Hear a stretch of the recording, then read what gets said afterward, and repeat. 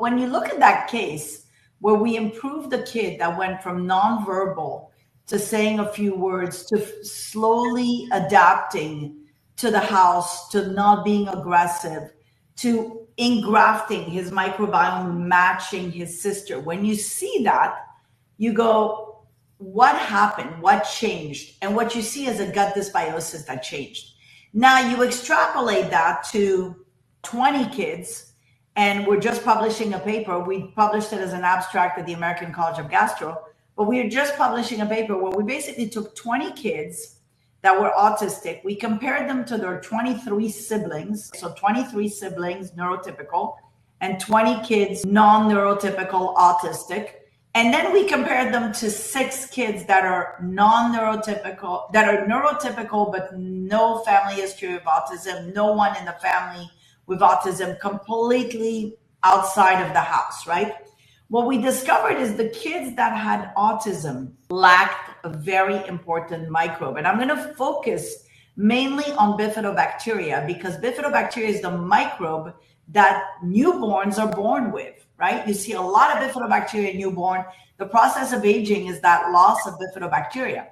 So when you see 20 kids with low Bifidobacteria or absent or not adequate enough for their age, and then you look at their siblings and you notice they have a lot more Bifidobacteria, but then you look at the other 6 kids that are much higher and you go, wait a minute, even between the neurotypical and the autistic kid, they're not as good as the kids that are not in the household, right? So definitely a gut dysbiosis. Now, here's what's amazing, and what I'm publishing 2 cases, and I always tell the data before it gets published because I'm so excited about it. And besides, I have nothing to hide. They can come. The FDA has been in my office. They can look at the charts. They've interviewed the mom with the kid with autism. So they saw the data of that kid with autism. So I had 2 twins, identical twins, nonverbal, aggressive. The same 3 microbes present in both twins elevated at baseline. Same, imagine, out of trillions of microbes, the same identical microbes. Now that's called a validated assay. When you can reproduce out of trillions of microbes the same exact in twins, you've got a validation.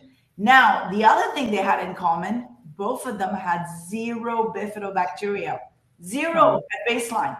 We focused on killing the bad and increasing the good. And guess what? 7 months later, the 2 twins that were 6-year-old, now 7, are fully verbal. Wow, that's so wonderful. Non-aggressive. So if you follow the microbiome, you get to see the answer. You get to see what's happening to these kids.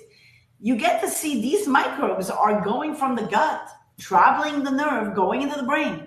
Yeah. It is a crime to ignore that. Yes, of course, there are kids that are superstars on the spectrum that are out there, that are geniuses, right?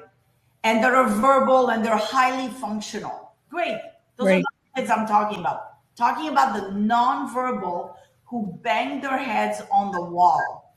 Those kids, we need to pay attention, where the parents are picking up their 17-year-old kid to put them in the room, where the parents cannot sleep at night because they're worried that the kid's gonna break the toilet, for example, or leave the house. So this is a crisis that we have. And the fact that there are so many in California, it's unacceptable that we're not paying attention. And it is also unacceptable that we're putting all our funds into rehab places for these kids, but we're not doing the research and the therapeutics fast enough to correct these kids.